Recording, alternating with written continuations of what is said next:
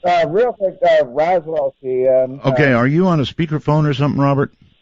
No, I'm using my like palm thing here to Your try and talk to you. palm thing? All right, you're going to have to talk right into it. How's this? A little better. Because I can't get any closer to the mic, so. Okay, it's good. Go.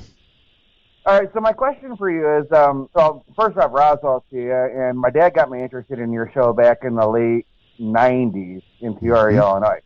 I'm glad you're back on, but my question is, I grew up having like a haunting thing going on at my house. My room was always like 10 degrees colder than the rest of the house. And there was one night in particular where a demonic voice said, "Listen to me, follow me." And I looked up at my drapes in my bedroom, and this is back in like 1978. I was 8 years old. And there was like a red glow on the drapes, but when you open the drape up, you could just see the front yard out in front of you. And ever since then, I've had weird things happening where, like, you're seeing, pardon what I'm going to call it, but like black sperm, like 2 feet above the floor, just always in the shadows, just like flipping around. Mm-hmm. And I'm wondering if that's like a precursor to like a shadow person, or what does that mean? You know what I mean? The best way I can describe that is like a seeing ghost. I don't know. It's almost like calling up and asking for a doctor for a diagnosis, and there's just give it a shot if you've got anything, David. Yeah, like you're saying, Art, there are just so many factors to these individual experiences. It's really tough to say much about that one. I mean, he's seen this red glow, which people have reported seeing these things, having glowing red eyes, and sometimes, standing behind the curtains or something, and then they, the eyes are visible through the curtains, and then they manifest out from behind that. That's about the only thing I can say about it. It sounds like he's having elements of these shadow people, certainly in those situations. He mentioned temperature, and many, many times associated with some sort of, I don't know, apparition or whatever it is. The temperature seems to drop sharply. Any idea what causes that? Why the temperature changes? Well, again, something that there's a lot of theories about, but it's almost the reverse of, if you think about a small room and you put a lot of people in that room, the temperature is going to go up. So if we sort of reverse that and think about whatever these things are, yes, they seem to have the opposite effect. When they come in a room, they make the temperature go down. So I don't have an explanation for it. I think it's important data. It's one of the questions I always ask people, actually, when they have these shadow people encounters, if they noticed any shift in the temperature or any signs, with their own bodies, the hair standing up or feeling a chill and things like that. And very, very often that is the case, that they feel things like that happen. In my case, I was so damn scared, I'm being honest here, that I don't think I would have noticed a 10-degree temperature drop at all. Right. All right. Next, whoever that would be, it looks like Omaha, Nebraska. Yes, Art. Hi, David. Can you hear me? Good evening. Can you hear me okay? Yes, I can. I had an experience in 2010 with a very large female black figure in my room over my bed.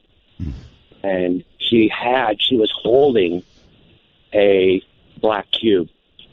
And I thought about the sleep paralysis factor with this. She was blowing on the cube, smiling, like she was very jovial, very happy. And she was blowing on this cube, and it was dissolving in the air, and it was going into my nostrils. I could not breathe. I was basically inhaling through the whole experience. The reason I called was a couple of things that you had brought up. The thing that snapped me out of it was a lightning strike in the back of my yard, and then I could inhale, and she was gone.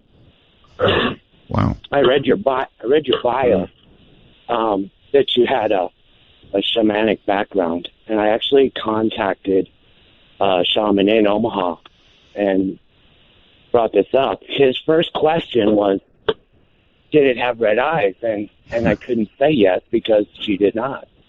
But through that experience, this is so personal. I had a family member that had OD'd that night. Oh my! And committed suicide. So that relates to kind of what you were saying too with death. Through the experience by going to the practitioner, I actually witnessed this person crossing over. I can't really say that. Listen, caller, we're running out of time. The show is ending. Of course, I understand, Art. Thanks for having me on. You're very welcome. Love it that you're back. Thank you. Yeah, I can't control the time. I'm sorry. So, David, the show is ending. Too soon. Just everything is jammed. Thank you so much for being here and scaring the hell out of me.